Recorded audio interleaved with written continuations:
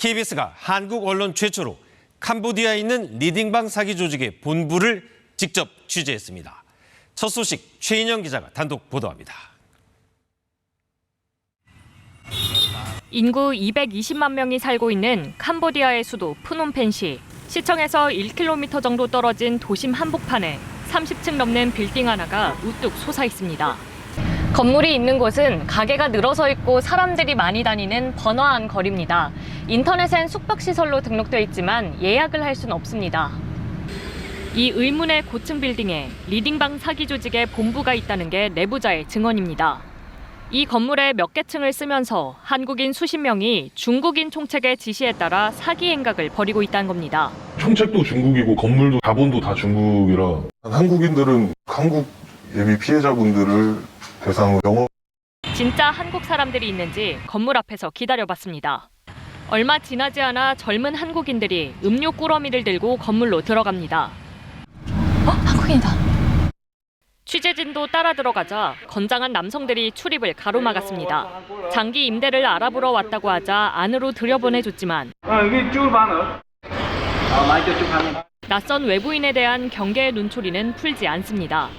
로비엔 휴대전화 충전기로 보이는 기계들이 쌓여 있고 젊은 남성들은 출입증을 제시한 뒤에야 건물로 들어올 수 있습니다. 하나씩 갖고 있어요. 그걸로 엘리베이터를 찍고 외출도 사용하는 용도이기 때문에. 직원 안내를 받고 진입한 건물 내부. 방을 장기간 빌리면 건물에서 숙식을 해결할 수 있다고 안내합니다.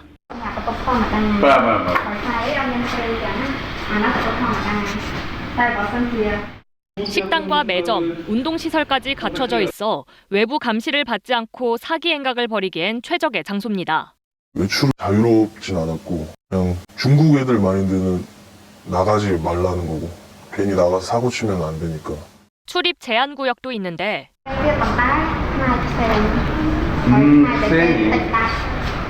이곳은 중국인 총책 전용 구역이라고 내부자는 전합니다. VIP 카드가 따로 있는데 그런 분들만 올라갈 수 있어서.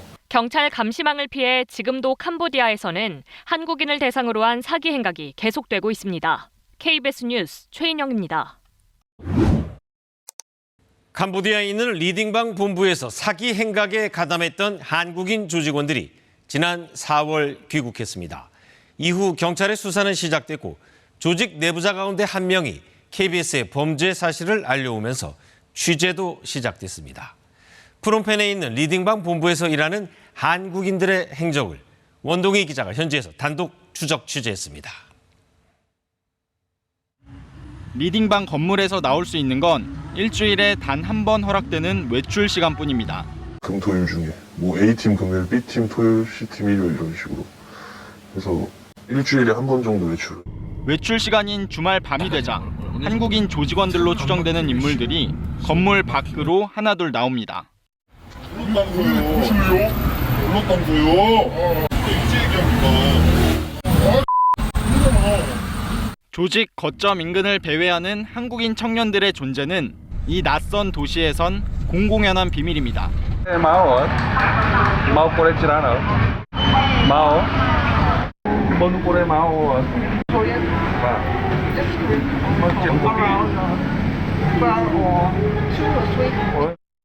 이곳 캄보디아 프놈펜 현지에서 리딩방 조직의 실체를 확인해봤습니다. 그리고 이 조직에 몸담았던 한국인 조직원 중 일부가 올해 초 한국으로 들어왔습니다.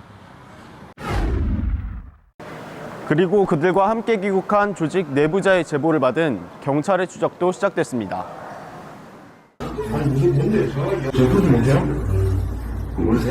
변호인 선임하실 수 있고 불리하실 수 거부하실 수 있고.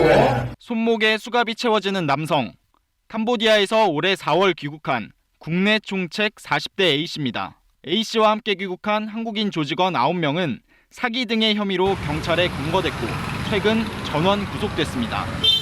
이들 중 일부를 송치한 경찰은 나머지 조직원들을 추적하고 있습니다. KBS 뉴스 원동희입니다.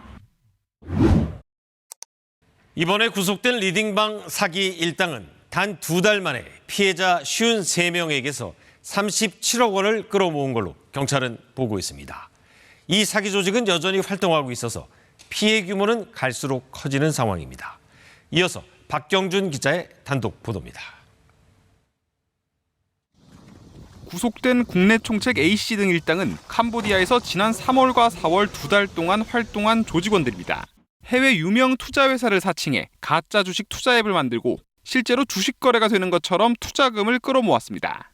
처음엔 피해자들이 직접 투자하는 것이 아니라 특정 종목에 대한 투자 자문을 통해 일부 수익을 내게 한 뒤 본격적으로 돈을 뜯어낸 겁니다. 지금까지 확인된 피해액만 37억 원, 피해자 수는 53명에 달합니다. 외국인 계열의 조직이 물적 장비, 예를 들어 건물, 숙박할 건물을 담당하여 지원해주고 한국 조직은 콜센터 조직으로 피해금을 입금받는. 국내 총책 A씨 등은 조직원을 모집, 교육하고 피해자들을 직접 접촉하는 등 역할을 나눠 범행한 것으로 파악됐습니다. 계획한 자금 한번 구해보시고 저한테 말씀을 해주시겠어요? 그것도 왜 이렇게 구약 어제 400만 원 납부했어요.